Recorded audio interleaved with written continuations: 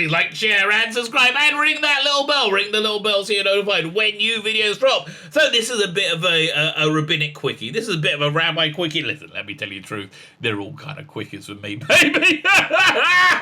Well, not my video, man. If I could last in bed like a length of my video, I think my wife would be annoyed and sore, quite frankly.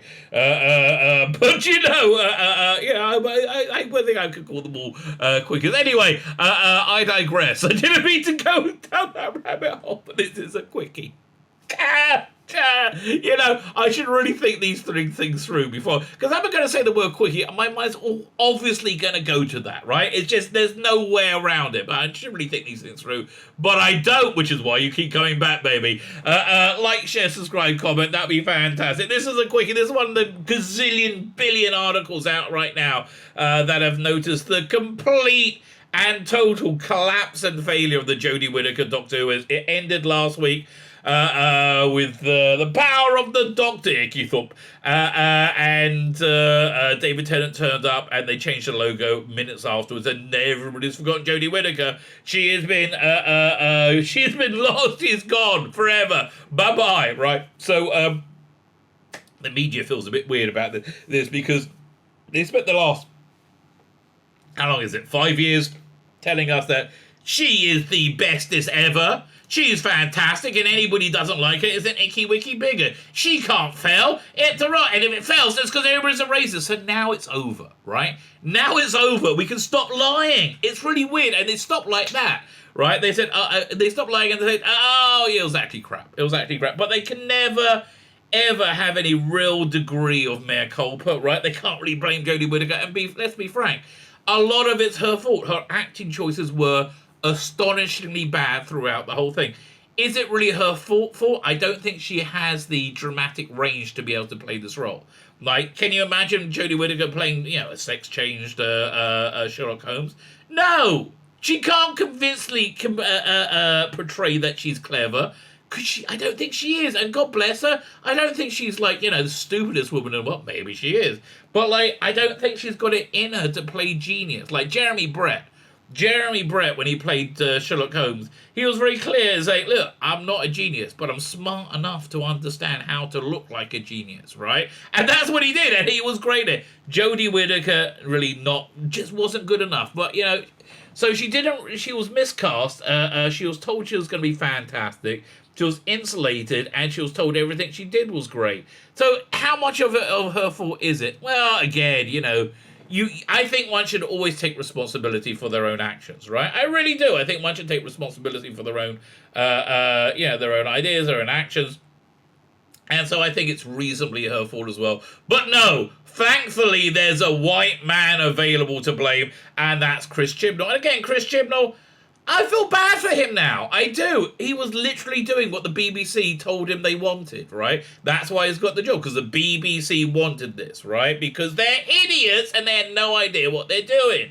That'll happen, but let's all forget about that. Let's forget the BBC, whose really fault it is. You know, Piers Wenger, the management that wanted to send TV down this incredibly unpopular route. Why is it so unpopular? Why did all the TV and movies fail at the same time? It's because they stopped reflecting the society they were trying to entertain, right? They were trying to appease, I don't know, 2-3% of the society, make them feel good about themselves, and because they did that over time, people just got to know, oh yeah, no, EastEnders has got nothing I can relate to in whatsoever. Same with Doctor Who, yeah, and also identity politics was used liberally as a way to avoid criticism. To see more of that, look at She-Hulk, right? She-Hulk, that treats people, the critics of, depicts the critics of the show of She-Hulk the same way the Nazis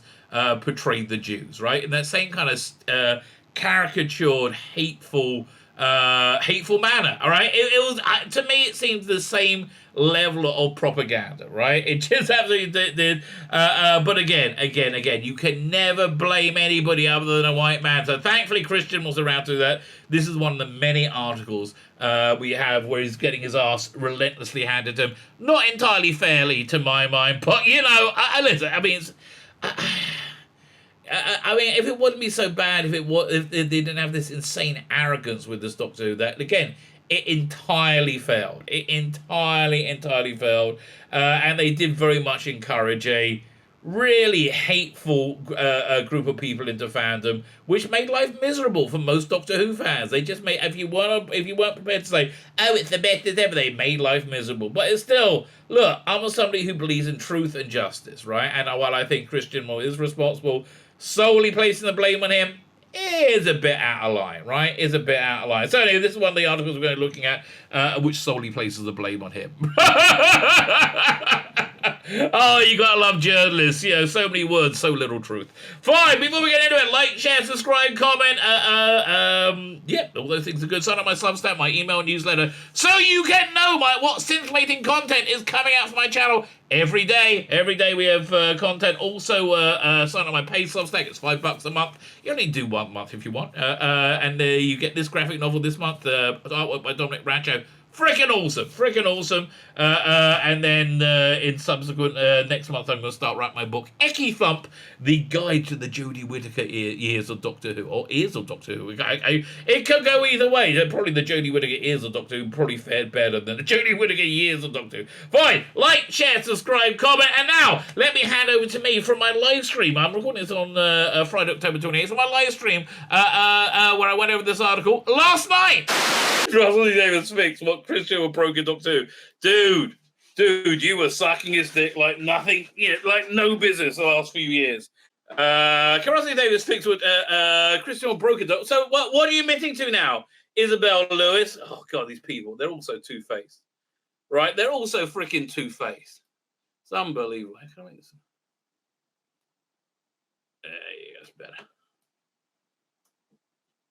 Jodie Whittaker's stint as Doctor Who was dogged by underwhelming scripts and tacking audience figures, and because she was miscast. Isabel Lewis asked if Russell David can bring the show back to its glorious. Yeah, well, it sounds like you're doing it big time. Try later. There you go. Will Russell Davies be the saviour for Doctor Who, with Jodie Whittaker's stint as a two-hearted Time Lord having come to a close? Ba-na-na-na, hey, goodbye. The BBC surely hopes so. Yes, man. This deal with Disney, I didn't realize how big it was. That they're really investing in this. So Sony are the content creators, right? Because they own Bad Wolf, and then Disney are the content distributors. This is big, right? This is really big. This is big boy shit.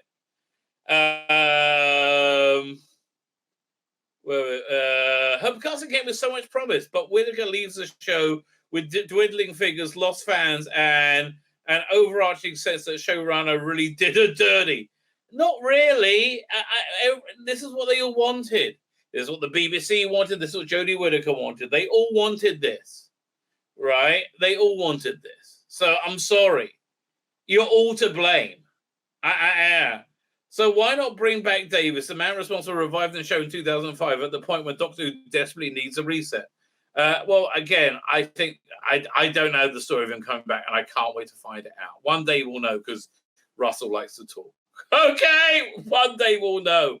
And he'll probably just talk about it on a production notes. Oh, I can't wait!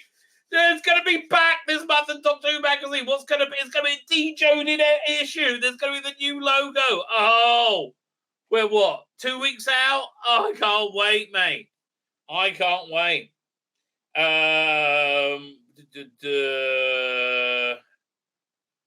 Already looks like the plan might not be working. It might be working. It is working. It absolutely is working, right? So why not bring back Davis, the man responsible for reviving the Five at the point when Doctor Who desperately needed a reset? Already it looks like it might be working. David marks his return during Sunday's episode with a major surprise. Well, not to anybody who knows anything about Doctor Who. David Tennant will be returning as the Doctor for 3 episodes before Ncuti Gatwa takes the reins. For the first time in a long while, people are actually talking about the show again. Yes, exactly. The more cynical amongst us might see Davis as hiring as an attempt to cash in on nostalgia and recapture the show's former magic. To a certain extent, yes, but not 100%. At the peak of the Tennant era, more than 10 million viewers were tuning in every week. That's very true.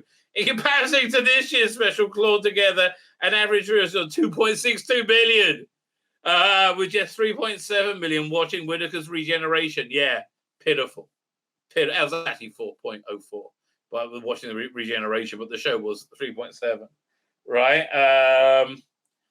Well, Davis isn't a writer stuck in the past as the international success of his forward-thinking show Years and Years. Sorry about that, Russell. And It's a Sim have shown his ideas are original and have continually started conversation. That's true. That is true. While his scripts are warm, inclusive, without feeling preachy, that's also true. In short, he's exactly what the show needs right now. Exactly, I agree with you, and he understands Doctor Who. That's not to say it's going to be an easy job. After all, the Doctor Who that Davis will inherit comes with a pretty bruised reputation. In 2017, there was excitement when Whittaker will pick up the sonic screwdriver from Capaldi, with Broadchurch writer Chris Chibnall joining as the showrunner. But under Chibnall's reign, Doctor Who swerved between utterly forgettable and memorable for all the wrong reasons. Individual episodes were dragged down by exposition and cliches, while broader... Oh, man. This is such karma for Pip and Jane Baker. Man, it just is. Well, the broader story arcs are impossible to keep track of. In its worst moments, nearly 60 years of Doctor Who canon was trampled over. And if you hadn't already given up on it, the last series titled Flux, the self-contained run of episode, bafflingly inconsequential, was short. Was it?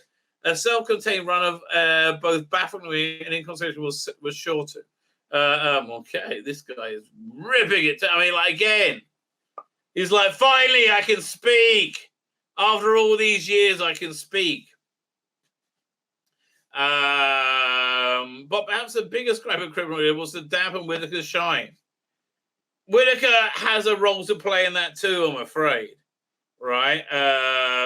Whittaker's shine. With her Doctor was overly serious and introspective, not given room to play in the room of pre-rehearsals. Again, she can't do it.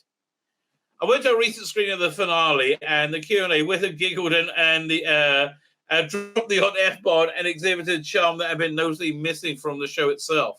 None of that sounded charming to me, right? When she spoke, I couldn't help keep my eyes off the ever-present actor, yet I struggled to keep my eyes from glazing over. Well, you know, that's the Tribble's Doctor Who for you. I think great is like, now you can finally tell the truth. I mean, really. What Davis can bring to the show, at least for now, is a reset. It was disappointing to not see Whittaker regenerate into Gatwa, given the thrill of his casting, but casting generator. But Tennant's return feels necessary for Doctor Who for a lot of viewers. He is the Doctor. In a nostalgia-heavy culture, an actor already loved by the public, combined with a writer we know gives good Who, will be a safe bet to win viewers' hearts back in. Already has done with the logo, mate, right? Tennant will only appear in 3 episodes next year. His much-loved companion, Donna Noble, played by Cathy Tate, is also back. There's clearly hope that a step back will allow the show move forward. I think that's exactly what's going to happen. You can already see the impact. Social media is abuzz with Doctor Who chat. It's so true. And again, the toxic fans are gone. They're like, nobody, they're just like irrelevant, right? Well, friends have told me they plan to tune in again for the first time in a decade. You know, I totally hear it. It's been about a decade that, common purpose have been in control. Because that's the thing. You can't shake from Doctor Who. The inordinate amount of goodwill people have to it. That's true. Parents hid behind their sofas watching the show in the 60s and 70s, pass it on to their kids in the noughties, and they have the same desire for the next generation. It's a piece of British history. We feel the pain of Doctor Who being bad so strongly because we want it to be good. Please, for the sake of all of the Whovians, let it be good. Yeah, you know what? So say all of us. And so say all of us. Totally. I agree with you. Look at that. Look at that. Maybe the first time me and Isabel Lewis agreed on anything. But very good. Again, Tides are turning, baby. The tides are turning. My name's Tzvi Lebetkin, the Rabbi from another planet. Please like, share, and subscribe, and ring that little bell. Ring the little bell so you're notified when new videos drop.